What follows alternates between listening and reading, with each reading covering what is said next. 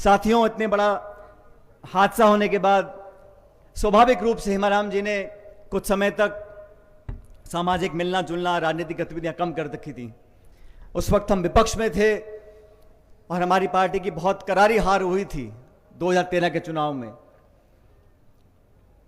15 में, 16 में, 17 में धीरे धीरे मैंने कई बार निवेदन किया हेमाराम जी को, और उस वक्त मैं कांग्रेस पार्टी का अध्यक्ष था।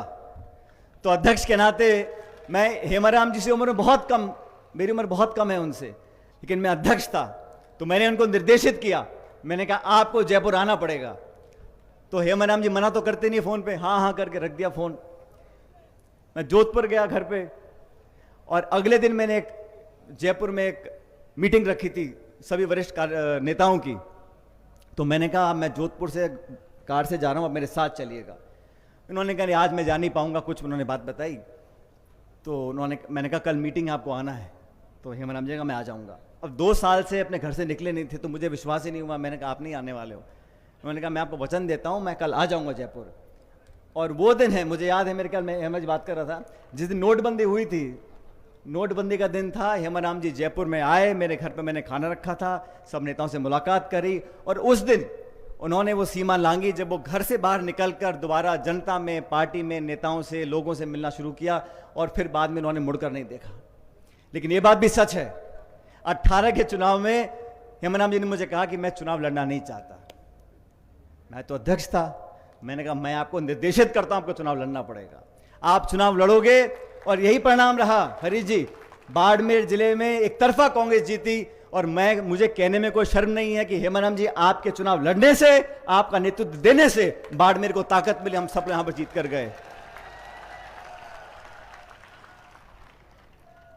और क्योंकि हेमाराम जी मेरी बात मान लेते हैं, तो उसका मैं कभी कभी शोषण भी करता हूं। जज्बाती आदमी हैं, अपनी बात पे अड़ जाते हैं।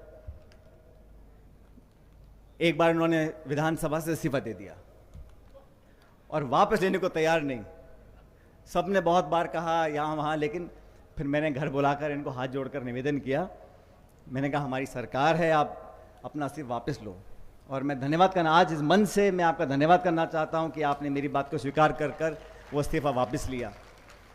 और आज भी कोई पद का, सत्ता का कोई लालच नहीं है। आपने देखा है बहुत साधारण जीवन इनका है, और जीवन शैली ऐसी है कि हर व्यक्ति अपने से इनको संबंधित कर सकता है। लेकिन आप सबके खातिर, हम सब के आग्रह पर इन्होंने आज हमारी सरकार के अंदर मंत्री पद संभाला हुआ है। तो इन्होंने जो बीड़ा उठाया उसको आज अंजाम दिया। आप सब लोगों के सामने इतना बड़ा स्वर्गीय वीरेंद्र जी के नाम पर एक हॉस्टल बना है, एक मूर्ति यहाँ पर लगी है, और जिस प्रकार से, जिस आधुनिक सोच के साथ इसकी स्थापना हुई है, मैं समझता हूँ बहुत लंबे अरसे तक हजारों हजार बच्चों को सही रास्ता दिखाएगा। हेमाराम जी के साथ राजनीति करने का हम सबको अवसर प्राप्त हुआ। मैंने बहुत से लोग देखे राजनीति में, पक्ष में, विपक्ष में, प्रदेश में, देश में, हर पीढ़ी के, हर किस्म के। लेकिन मुझे कहने में कोई संकोच नहीं है कि राजस्थान के अलावा देश में इस प्रकार का राजनेता बहुत कम पैदा हुआ है, जिसने अपने कार्यशैली से, अपने विनम्र स्वभाव से, अपनी बोली से उन लोगों का मन भी जीता जो उनके विरोध में खड़े होते थे। अपनों को साथ लेना बहुत आसान है, लेकिन जो विरोधियों का मन जीत लेता है, वही लोग असली मायने में राजनीति करते हैं देश में, और एक आयाम कायम करते हैं। तो मैं यहाँ पर आज बहुत खुश हूँ कि स्वर्गीय वीरेंद्र जी के नाम पर जो ये हॉस्टल बना है, 80-85 कमरों का बना है, जिसका लोकार्पण हमने किया, उनकी मूर्ति की स्थापना हुई है। ये बात मैं इसलिए कह रहा हूं क्योंकि हेमाराम जी ने एक नौजवान बेटा अपना खोया, मैंने कम उम्र में अपने पिताजी को खोया। लेकिन उस चुनौती के समय में जनता का सहायता, संबल, सहयोग, प्यार और आशीर्वाद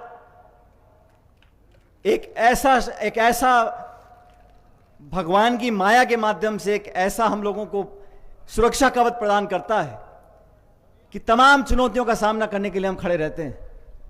अभी मन से बिल्कुल ठीक बोल रहे थे, जब वीरेंद्र जी का स्वर्गवास हुआ, मैं दुख प्रकट करने आया था घर पर हेमाराम जी के, और हम सब समझ सकते हैं एक बाप के लिए बच्चे को खो देना शायद दुनिया में इससे बड़ा कोई दुख नहीं हो सकता, लेकिन ये ऊपर वाला ही है जो उस दुख का सामना करने के लिए इंसान को शक्ति देता है। बाकी हम इंसान क्या चीज है? हमको थोड़ी मोच आ जाए, पैर फिसल जाए, आदमी मर जाता है। छोटी सी चीज में आदमी खुश हो जाता है, दुखी हो जाता है, लेकिन इतने बड़े विराट दुख का सामना करने की ताकत परमपिता परमेश्वर देता है। और वो कैसे देता है? ईश्वर को किसी ने देखा नहीं, लेकिन मन में जो शक्ति पैदा होती है वो भगवान जनता के माध्यम से देता है। इसीलिए मैं आप लोगों का, बारमेड़ की जनता का बार बार साधुवाद करना चाहता हूं, धन्यवाद करना चाहता हूं।